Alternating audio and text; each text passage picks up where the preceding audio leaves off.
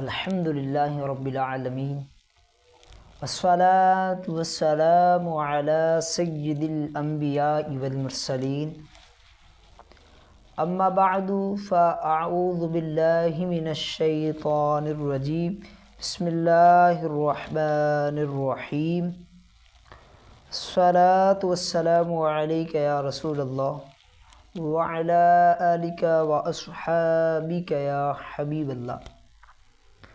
آج انشاءاللہ عز و جل ہم اس ویڈیو کے اندر ایک قرآن پاک کا ایک خوبصورت پیارا واقعہ جنت کی لاٹھی، اس کے بارے میں انشاءاللہ عز و جل ہم سننے کی سعادت حاصل کریں گے۔ جنتی لاٹھی، یہ حضرت موسیٰ علیہ السلام کی وہ مقدس لاٹھی تھی جس کو عصائے موسیٰ کہتے ہیں۔ اس کے ذریعے آپ کے ان معجزات کا ظہور ہوا جن کو قرآن مجید فرقان حمید میں رب کائنات نے مختلف عنوان کے ساتھ بار بار بیان فرمایا۔ یہ ایسی ایک مقدس بابرکت لاٹھی ہے، یہ حضرت موسیٰ علیہ السلام کی جنتی لاٹھی ہے جس کو عصائے موسیٰ کہتے ہیں۔ اس مقدس لاٹھی کی جو تاریخ ہے یہ بہت قدیم ہے، جو اپنے دامن میں سینکڑوں ان تاریخی واقعات کو سمیٹے ہوئے ہے جن میں عبرتوں نصیحتوں کی ہزاروں نشانات ستاروں کی طرح جگمگا رہے ہیں، جن سے اہل نظر کو بصیرت کی روشنی اور ہدایت کا نور ملتا ہے۔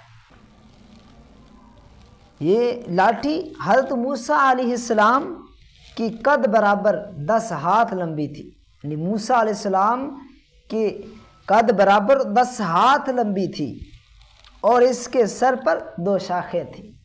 اللہ اکبر۔ اور وہ شاخیں جو تھی نا، وہ رات کے اندھیرے میں مشعل کی طرح روشنی کا کام دیتی تھی۔ وہ جو 2 شاخیں تھیں وہ چمک رہی ہوتی تھی، جس طرح مشعل ایک روشنی دینے والا آلہ ہے، اسی طرح یہ بھی روشنی دیتی تھی۔ یعنی اس کی 2 شاخیں جو اس کے اوپر تھی یہ روشنی دیتی تھی حضرت موسیٰ علیہ السلام کو رات کے اندھیرے میں۔ ایسا اس کا معجزہ ہے۔ یہ جنت کے درخت پہلو کی لکڑی سے بنائی گئی تھی، اور اس کو حضرت آدم علیہ السلام بہشت سے یعنی جنت سے اپنے ساتھ لائے تھے۔ چنانچہ حضرت سیدنا علی اجہوری رحمۃ اللہ تعالی علیہ فرماتے ہیں کہ حضرت آدم علیہ السلام کے ساتھ عود یعنی خوشبودار لکڑی حضرت موسیٰ علیہ السلام کا عصا مبارک جو عزت والی پہلو کی لکڑی کا تھا، انجیر کی پتیاں، حجر اسود جو مکہ معظمہ میں موجود ہے، نبی معظم حضرت سلیمان علیہ السلام کی جو انگوٹھی ہے، یہ 5 چیزیں جنت سے اتاری گئی تھیں۔ ان میں حضرت موسیٰ علیہ السلام کا عصا مبارک بھی ہے جس کو جنت سے حضرت آدم علیہ السلام اپنے ساتھ لائے تھے۔ یہ ایسی بابرکت اور یہ جنتی لاٹھی ہے۔ اس کا کتنا پیارا واقعہ ہے، قرآن میں رب کائنات نے اس کو بیان فرمایا۔ حضرت آدم علیہ السلام کے بعد یہ مقدس عصا حضرات انبیاء کرام علیہ السلام کو یکی بعد دیگرے یعنی بطور میراث ملتا رہا۔ وراثت میں یہ آتا حضرت موسیٰ علیہ السلام کی بارگاہ میں حاضر ہوا۔ یہ جنتی لاٹھی جو ہے عصا مبارک حضرت موسیٰ علیہ السلام کے پاس آیا۔ کیسے آیا سنتے ہیں۔ یہاں تک کہ حضرت شعیب علیہ السلام کو بلائے، ان کو عطا کیا گیا، ان کی میراث میں آیا، جب ان کو ملا، حضرت شعیب علیہ السلام قوم مدین کے نبی تھے۔ جب حضرت موسیٰ علیہ السلام مصر سے ہجرت کر کے مدین تشریف لے گئے اور حضرت شعیب علیہ السلام نے اپنی صاحبزادی بھی حضرت غفورہ رضی اللہ عنہا سے آپ کا نکاح فرما دیا۔ آپ 10 برس حضرت شعیب علیہ السلام کی خدمت میں رہ کر آپ کی 10 سال بکریاں چراتے رہے۔ اس وقت تک حضرت شعیب علیہ السلام نے خداوندی کے حکم سے، یعنی اللہ پاک کے حکم سے، یہ آپ کو مقدس عصا دے دیا، عطا فرما دیا۔ پھر جب اپنی زوجہ محترمہ کو ساتھ لے کر مدین سے مصر اپنے وطن روانہ ہوئے اور وادی مقام طویٰ اپنی تجلی سے آپ کو سرفراز فرما کر منصب رسالت پر فیض یاب فرما دیا اور شرف عطا فرما دیا، شرف بخش دیا، آپ کو نبوت عطا فرما دی۔ اس وقت اللہ تعالیٰ نے آپ سے جس طرح کلام فرمایا تھا، رب کائنات نے قرآن پاک میں اسی طرح بیان فرما دیا۔ ہم بھی سنتے ہیں کہ وہ کیسا کلام تھا۔ اللہ پاک قرآن پاک میں ارشاد فرماتا ہے، بسم اللہ الرحمن الرحیم، وما تلک بیمینک یا موسیٰ، اور یہ تیرے دانے ہاتھ میں کیا ہے یہ اے موسیٰ؟ موسیٰ علیہ السلام کیا کہتے ہیں؟ قال ہی عصائی، موسیٰ علیہ السلام نے عرض کی یہ میرا عصا ہے، اتوکأ علیہا، اس پر میں تکیہ لگاتا ہوں، وأہش بہا علی غنمی ولی فیہا معارب اخری،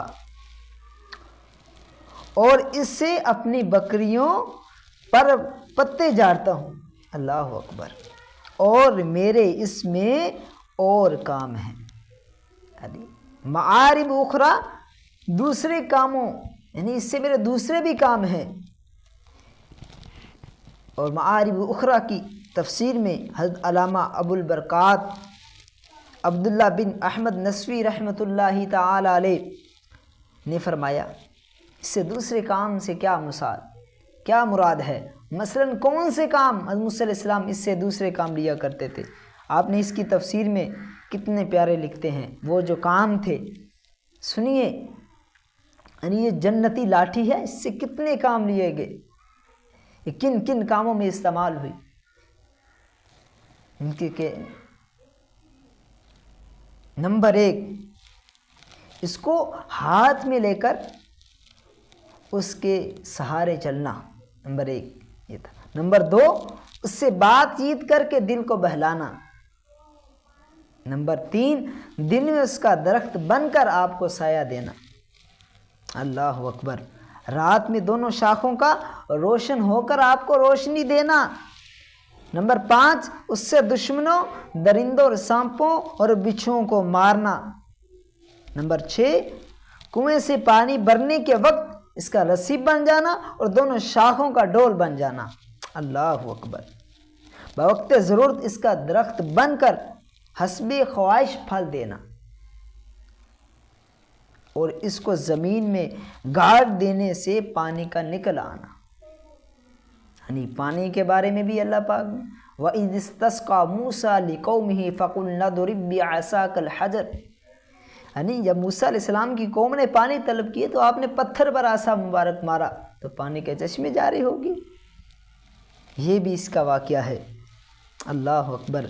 حضرت موسیٰ علیہ السلام اس مقدس لاٹھی سے یہ جو مذکورہ بالا کام تھے، جو 7-8 بیان کیے گئے، یعنی شاخوں کا ڈول بن جانا، ان کا رسی بن جانا، سانپ بچھو ان درندوں کو مارنا، دشمنوں کو مارنا، وہ آپ کے لیے سایہ کرنا، روشنی کا کام دینا، آپ کے چلنے کا سہارا بننا، سب کام اس سے ہوتے تھے۔ وہ پانی کا نکلنا اس سے کیسا، اس کا اللہ پاک نے یہ جنتی ایک لاٹھی ہے، یہ اس کی کتنی پیاری تاریخ ہے۔